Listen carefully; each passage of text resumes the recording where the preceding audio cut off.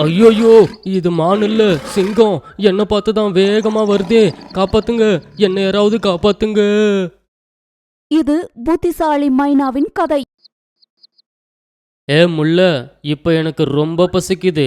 சாப்பிட ஏதாவது ருசியா ரெடி பண்ணு. நாளைக்கு பக்கத்து காட்டுக்கு வேட்டைக்கு போகலான்னு இருக்கேன். நான் தான் அன்னைக்கு சொன்னல உங்களை வேட்டைக்கு போக சொல்லி. அன்னைக்கு நீங்க வேட்டைக்கு போயிருந்தா இன்னைக்கு நம்ம கையில நிறைய காசு இருந்திருக்கும். இப்ப நம்ம இவ்வளவு கஷ்டப்பட்டிருக்க தேவையில்லைல்ல. நான் என்ன சொல்லிதான் நீங்க கேக்குறீங்க? எது சொன்னாலும் கேக்குறதில்ல. போங்க. நான் தான் வேட்டைக்கு போறேன்னு சொல்லிட்டேனே, அப்புறம் எதுக்கு இன்னும் என்ன குறை சொல்லிட்டே இருக்க? போய் சாப்பாடு ஏதாச்சும் ருசியா ரெடி பண்ணு. மீதியை நான் பார்த்துக்கிறேன். இவ்வளவு நேரம் இவங்க பேசினதெல்லாம் மரத்துக்கு மேல உட்கார்ந்து இருந்த மைனா கேட்டுடுச்சு. மைனாவுக்கு பயம் தலைக்கேறிடுச்சு. ஐயோ கடவுளே, ஆபத்து! இத முதல்ல என்னோட நண்பர்கள் கிட்ட சொல்லணும், இல்லனா நிலைமை ரொம்ப மோசமாயிடும். கொஞ்சம் அசந்தாலும் நாளைக்கு அவங்க நம்ம சட்டில போட்டு வேக வச்சு சாப்பிட்டுருவாங்க.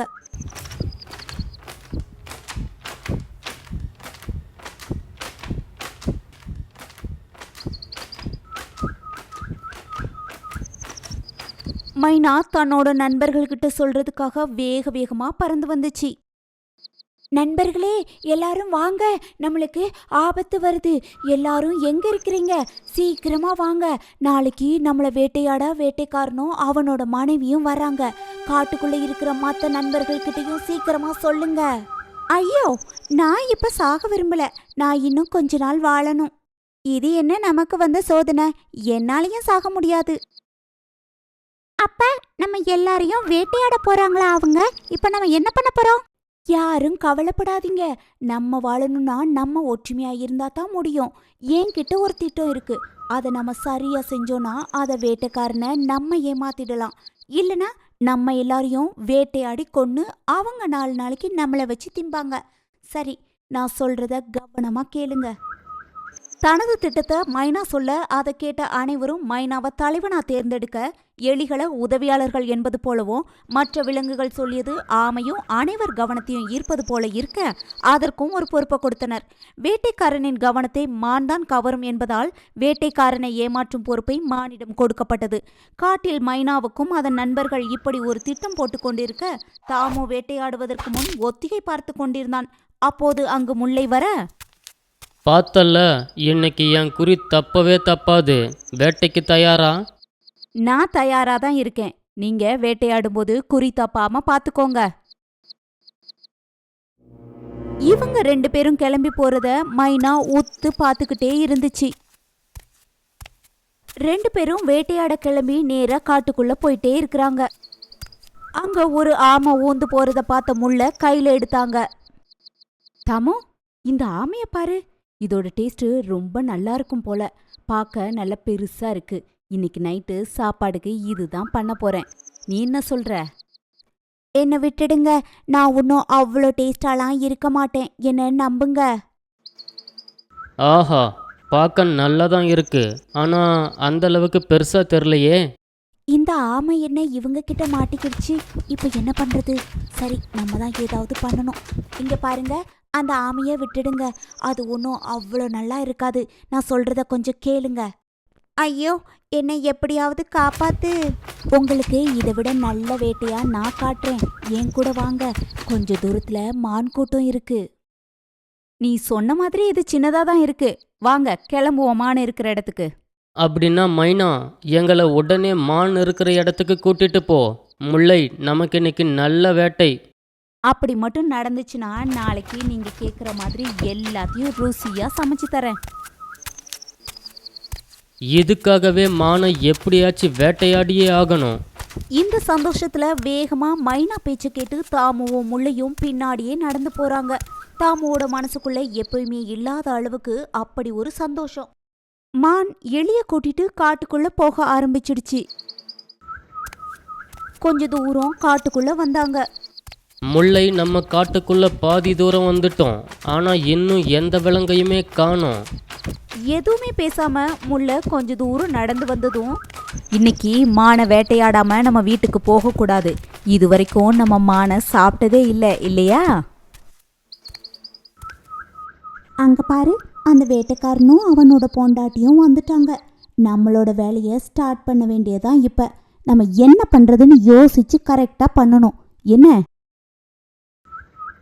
அட, இங்க மான் இருக்கிற மாதிரியே தெரியலையே. கிட்ட வந்துட்டோம். கொஞ்ச தூரத்துல மான்கள் கூட்டமா இருந்ததை நான் வரும்போது பார்த்தேன். வாங்க. முல்லை ரொம்ப தூரம் உள்ள வந்தாச்சு. இங்க மான் இருக்கிற மாதிரியே தெரியல. பேசாம ராத்திரிக்கு இந்த மைனாவை நல்லா எண்ணெயில போட்டு வறுத்துரு. சரியா? அப்ப இவங்களை தாண்டி ஒரு மான் போக உடனே தாமோ வேட்டைக்கு தயாராகிட்டான். வேட்டைக்காரனே, அந்த மான் ரொம்ப சின்னதா இருக்கு. இதை விட பெரிய மான்கள் எல்லாம் அந்த பக்கம் இருக்கு. இதை விட்டுட்டு 2 பேரும் அந்த பக்கம் போய் பாருங்க. உங்களுக்கு இன்னைக்கு பெரிய வேட்டை காத்துட்டு இருக்கு. என்ன நான் சொல்றது உங்களுக்கு புரியுதுல்ல?